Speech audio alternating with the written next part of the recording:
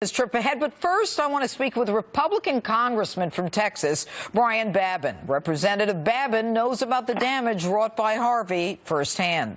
His home in Texas was flooded. Congressman, thanks for joining us.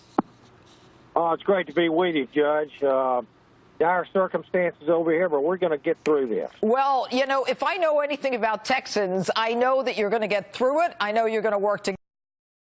You people are hardworking people in Texas. I know that you don't want to be someone who is taken care of. You people take care of yourselves and your family and your friends.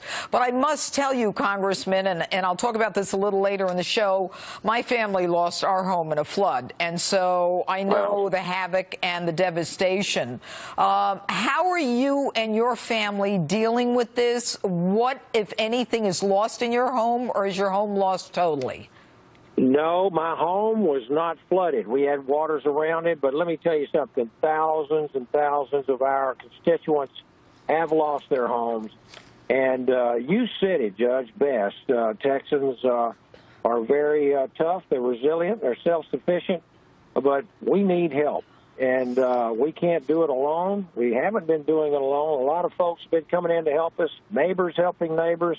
I can't tell you what a great feeling I have to see these churches and individuals, businesses, corporations, people from out of state, everybody just pitching in and helping one another. I've been on all around my district today, except for my the parts that are inaccessible. And anyway, it's just an incredible feeling to see everybody helping everybody, and the wonderful stories that I'll give you an example. A rancher in Deweyville, Texas. He lost just about everything in this flood, including 780 head of cattle. And yet he was cooking and barbecuing and serving food to others who were flooded out and evacuees, and he was doing it for free. And these are the kind of people that we need to come in and help. And that's why I think that I'm so happy that Donald Trump has suggested this $8 billion initial package. And we're going to be working on that this week. Well, and I'm more than happy, and I hope my colleagues will help us get through this. Let's talk about that, Congressman. You know, Senator Cruz wasn't too happy to help us New Yorkers out and New Jerseyites out when Sandy hit.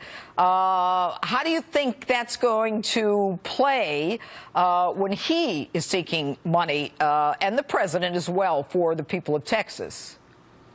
Well, you know what? I think there was a lot of politics being played by some folks, and all. Of course, I was not in the Congress at that time. But let me just say this: this is not a time to play politics. This is the worst weather disaster, the most expensive one in the history of America. And this is not the time to play politics. Well, we certainly hope not. Congressman, it never is. But unfortunately, there's a lot of people who suffered in the Northeast during some of our hurricanes. But let's hope that everyone remembers the importance of coming together. And, you know, Congressman, you referenced someone who lost X number of head of cattle.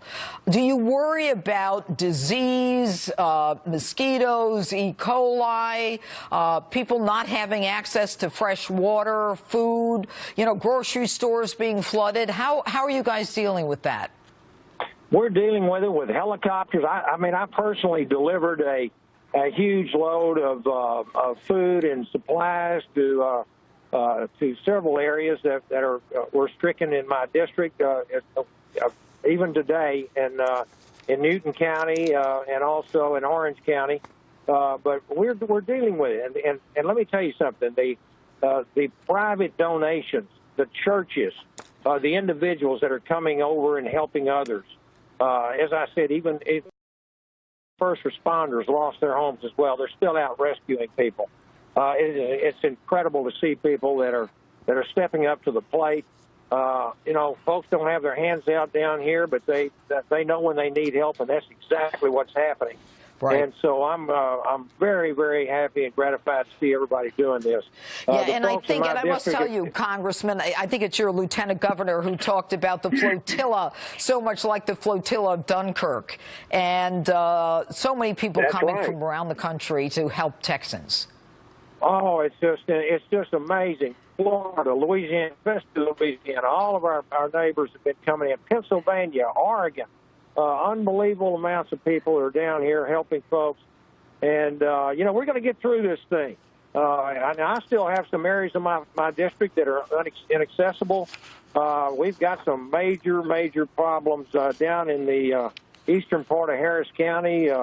We have got Crosby, Deer Park, Pasadena, LaPorte, and Nassau Bay, Clear Lake. You know, those are some of our refining areas. Huge, largely industrialized. They're shutting some of these refineries down. These people need to get back to work. And, you know, we're going to get through this thing. All right. We're driving through water as we speak. All right. Congressman Brian Babin, thanks so much for joining us in the midst of your efforts to assist fellow Texans. And our thoughts and all our prayers are with you. Thank you, Judge. God bless. All right.